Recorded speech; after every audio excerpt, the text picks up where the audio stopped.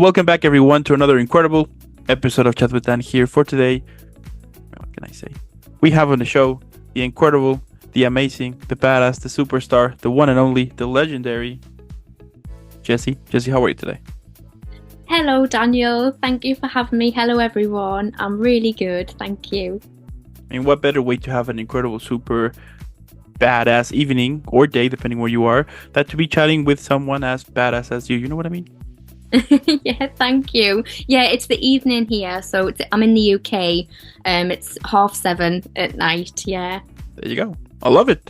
Now, if you are new to the channel, don't forget to leave a like, subscribe, follow, helps a lot. But also in the description below, you're gonna find all of Jessie's social media. Let's follow her and let's discover why she's super badass.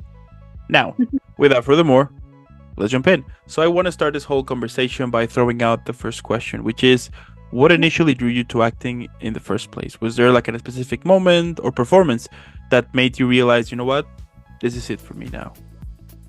Yeah, well, I think when I was younger, I've always liked to perform, and when I was a kid, I used to put on shows for my parents, as children do, and I think the feedback I used to get from them as viewers watching me do this show that had made up, I really enjoyed that. But a big one is the film Titanic. So I think when I watched that, I really, really enjoyed watching it. And I used to have a video player where I would press play and I would write down all of the words. And it was a long film, so I can't remember how long I did that for.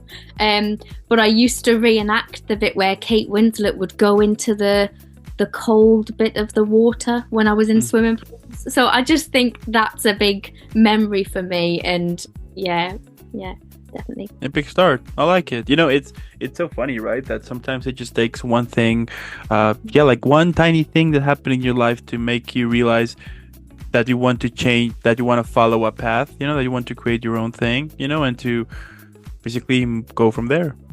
Absolutely, definitely, yeah. Yeah. Okay. I like it. And tell me, as an actor, you often have to inhabit the lives of various characters. So how do you approach stepping into a new role, and what techniques do you use to make the character feel, authentic?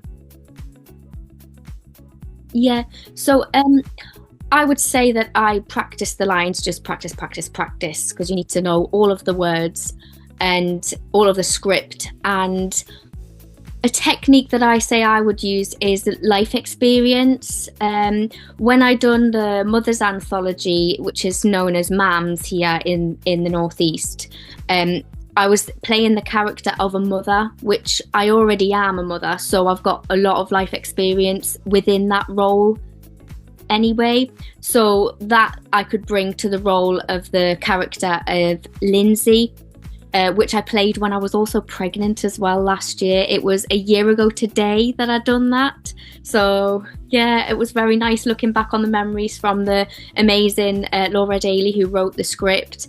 And a lot of life experience is what I brung, but also you learn from observing as well, and also watching films. You learn different characters, and getting into that character, I would say, involves a lot of, because feelings and emotions are all in the body, so being able to express anger or something, for example, the character I just played in Mother's Legacy, she was a very angry woman, so getting in touch with the body and learning all those sensations that you would use in that role.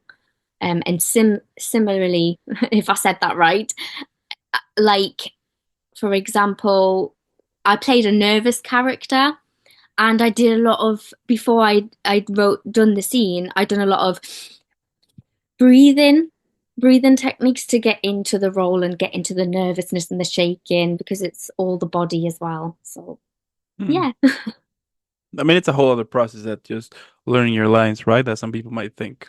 And I find that pretty cool, the fact that you're able to present this character to the audience, and then somehow, if the audience can get connect to it, I think it's beautiful when you start to feel actually kind of real emotions to a character that you're watching, even though that it is not real, might be fictional or, animated, whatever. but to be able to actually have emotions for this character, I think that is, yeah, that is amazing. I think that is what makes us special somehow as human beings. You know what I mean? Yeah, definitely. Mhm. Absolutely. I like it. Now, many actors have rituals or routines to get into character. So, what's yours? Do you have like any pre-show ritual or something that helped you to get into the into the right mindset?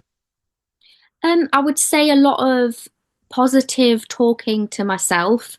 Um, like believing in yourself and telling yourself you can do it. You got the role, so you know you can do this. A lot of positive feedback to myself. But also, I would say when I was on stage, a couple of years ago, what I would do, because it's very different to film and TV, doing stage roles. And before I would go on stage performing to an audience, I would dance behind the curtains. And that just got me like, the adrenaline's there and my legs do this thing when they shake. So I like to get the shakes out and do a little dance. And because I do obviously feel nerves, everyone feels nerves, and it just shows you care as well about what you're doing. And yeah, so I do a little dance before I go out on the stage. Hmm. I mean, everybody has their own thing. I have heard different styles, different techniques. So, I mean, the important thing is that it helps you, right? So That's it. Yeah, whatever there you go. helps. There you Definitely. go. Now, acting can be, emotionally demanding. So, how do you maintain a balance between fully immersing yourself in a role and taking care of your mental and emotional well-being?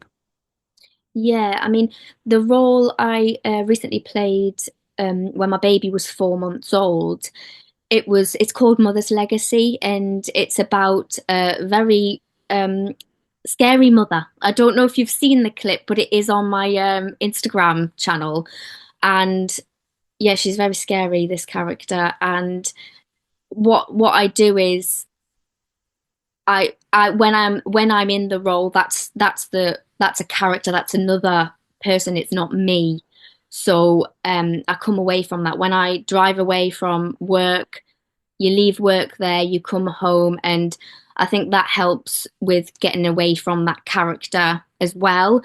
But I just had a baby, so some of the things in the script were it's very dark, the film, and so that was quite a challenge. When I read the script, I did feel very emotional, and also just having a baby, hormones are everywhere as well. But yeah, you've just got to keep lots of having a positive mindset. And also I do things like lots of running and yeah, just everyday life, being around people, and yeah, lots of Hmm. Yeah, positiveness, if that's a word. I like it. Okay, okay. And if you could play any historical figure, fictional character, or even an animal, why not? Who or what would it be and why? I would have to go with I can't remember a second name in the show, but The Walking Dead, Mm-hmm. Carol. If you've watched it, Carol from The Mm-hmm. Walking Dead. Mm-hmm. So I would really like to play a role like that because I love her transformation of character from in the beginning she was so vulnerable and really shy and not very outspoken, and then towards the end she's this strong, confident woman, badass woman, and I just think yeah, amazing. Mm-hmm. Yeah, that was Yeah, yeah, okay. That was a cool show, and it's true. You can see, at the same time how some of the main characters have like this transformation throughout it, and I think that is yeah, that is brilliant. Yeah. definitely. Yeah. Okay. Now, actors often have to adapt to different, genres and styles of performance. So, is there a particular genre or style that you haven't explored yet, but you would love to try anytime in the near future, perhaps? Yeah, I mean, I would like to play a role where I mean, I've enjoyed playing the role of the scary psycho woman. I've done a few roles like that, but I would like to explore horror, but playing the another person, another role. I think that would be quite fun to do. Like, something a bit like Paranormal Activity where there's something spooky in the house. I would like to do a role like that. I think that would be fun. And I would also like to do like something action, strong woman. I would Mm. like to do that. I think that would be really fun to because I've never done it, and yeah, I would like to do that. So who knows? Maybe at some point, you know, You sky's never the know. limit. You never Yeah, know. That is definitely. amazing. Okay. And acting often involves vulnerability and putting yourself out there. So how do you handle criticism and rejection in such a competitive industry? Yeah, I think that's quite a challenging one. I'm very, very like self-critical person, and I think a lot of us are of ourselves. Um, and I've learned from it. And when, say, I've done a self tape and I haven't heard back, and I'd email and get try to get feedback, and you don't hear anything back, I've learned to not do that now because you've got to remember it's not a reflection on you as a person. Maybe you just weren't right for that role. So maybe the your look, the way you portrayed that character wasn't what they were looking for. So you've just got to remember that it's not you and there's something else out there. So now what I do is I focus more on what's next. I'll do the self tape and I'll put it aside. I've done it. It doesn't mean I care less about it because I care very much about all of the effort that I put into auditions and things. But you've got to put it aside and think, right, what's next? Because something will come and it does. And yeah, I just think having a positive mindset as well. Um, like because I said I'm self-critical, I think a lot of supportive comments from your friends and family, but also the main person that can support you is you. So a lot of Mm. insight here, definitely. Hmm. Okay. I like it. I like Thank it. you. I mean, it's difficult, right, to stay positive, like all the time. I mean, if it's easier said than done, but I think it's important to stay focused, that sometimes it's okay for you to feel like a little bit down or to, have like those thoughts, let's say. But Yeah, be aware to feel those, sure, but then move forward, don't get stuck to it. Because I think when you get stuck, it's when problems start to arise, basically, you know? absolutely. Because when the negative mindset comes, it's absolutely fine to have a day where you're like, oh, but like you say, dwelling on it can lead the negative spiral. Definitely. Mm-hmm. And you know what? Let's say that one day I call you and I tell you that I want to become an actor. Now, here's the thing, zero experience. Yeah. So, based on what you know, where do you think where do you think that it would be a good place for me to start? Yeah, so I would say student films, building up the portfolio. That's where I started doing student films and doing pantomime as well. Depending on what you want to explore as an actor, and lots and lots of networking, meeting lots of different people is what you. It's a community where you brings everyone together, and you're meeting directors, you're meeting writers, you're meeting other actors, and they can share their stories with you. So definitely lots of networking. And for me, I built my Instagram uh, profile, as if it's called that, Instagram, social media, using social media to show off your work as well and keeping it updated, and it gets you out there. That's what I do. And that's the advice I would give to someone starting off. And also, I would give advice by saying, if you've got this in your mind that you want to do that, don't let other people or negative opinions stop you from doing what you want to do. Believe in yourself and go for it. I'll take into consideration. I'll tell you what, if I ever become an actor, I'll be mentioning you on my thank you speech. Oh, brilliant. Thank you. If you need anything, just I'm here. Sounds like a plan. Now, like what motivates you? We all have those days that basically we just want to quit. It's inevitable, happens to all of us. So how you stay positive or focused in a day that perhaps you're not doing so well, let's say. Yeah, I mean, there are days where, for example, when when a performance isn't quite going how you expect it to go, but just talking to other people and getting advice and feedback and learning from that advice and feedback.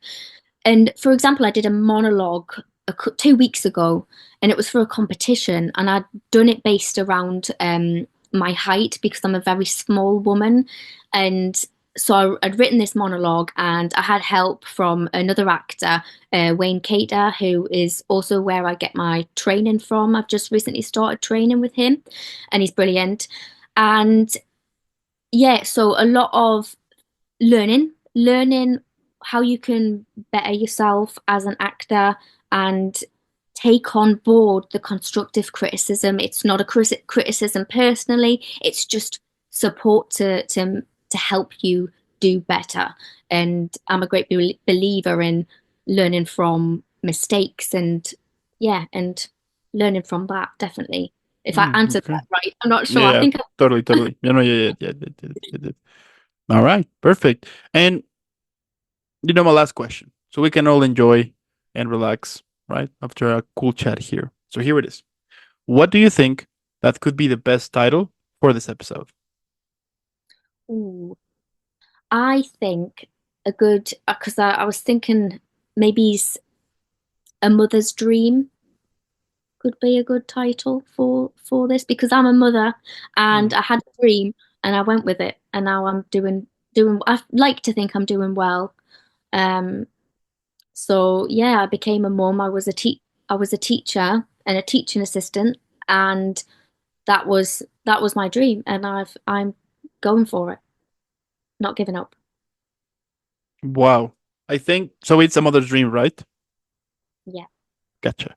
I think it's incredible the fact that that you want to, that you have a kid now, and you want to kind of give the best to it. But I think it would at some point, when the kid grows up, would be, the fact that if you're able to kind of leave like a legacy to it, or to show, on this case, that dreams are possible, that it's okay for you to have a passion to it. You can go and do it. And if you can see your parents being able to do it, I think that is that is super cool. And at the same time, it's something positive to it. And I think positivity is super important, especially now in this crazy time we are living in. So yeah. Absolutely. And my daughter, she's older and she does a little bit of acting herself, and she's brilliant. And my stepson, he also wants to do it. Now he's watched my daughter's film. He's like, oh, I would like to do that. And I'm like, do it, go for it. Because I've seen him act, and they both can, and they've been doing their own little films. And yeah, chase your dreams, go for it. You can do anything you want to do. That is incredible. And what do you think that, so, as Christmas is coming, New Year, all of that. So what do you think, Leah, like what I'm trying to say here is, what are some of your expectations you have for 2025? Oh, as in like obviously in acting and performing Yeah. goals. Mhm. Yeah, yeah. So I would say I've got a few things coming up in the new year that I'm really looking forward to. Um, we're doing a show with a lot of people who I met from filming as an essay last year, and so this is networked from that. And we're going to be holding a 90s show, so based on all the different genre films, and everyone's doing little snippets of scenes, which is going to be showcased on a stage, and I can't wait for that.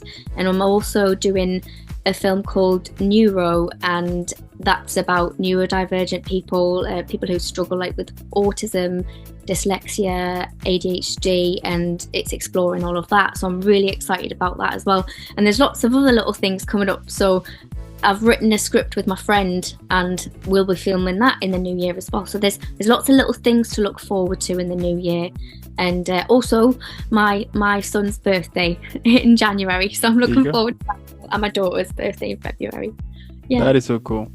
I mean, at the end, what can I say? The fact that you're pursuing it, the fact you're making it happen, the fact that you're showing out there, that is incredible. We all know that it's difficult to follow a path that you're creating on your own. It's super difficult, but hey, you're showing up, you're doing it, and besides giving us cool content to watch, I think the most important lesson here is you're showing that everything's possible. That it doesn't matter where you're from, what your language, culture, whatever, you can actually doing it. And the fact that you are showing it, that's cool. And now I understand why you're badass. I get it now. Oh, thank you so much. Yeah, never give up. Got to keep going forward. Definitely. Absolutely. So I want to thank you so much, Jesse, for making this happen. This is so cool. I also want to thank those who stayed the whole episode. Let us know what you think in the comments below. But also, since by this point you know why Jesse is super badass, let's follow her. Let's make her viral. Hashtag Team Jesse. And again, thank you for making this happen. Have an incredible rest of the evening, an incredible upcoming Christmas, New Year, all of that. Keep shining, and I'll be seeing you in the next one. Thank you. Thank you so All right. much.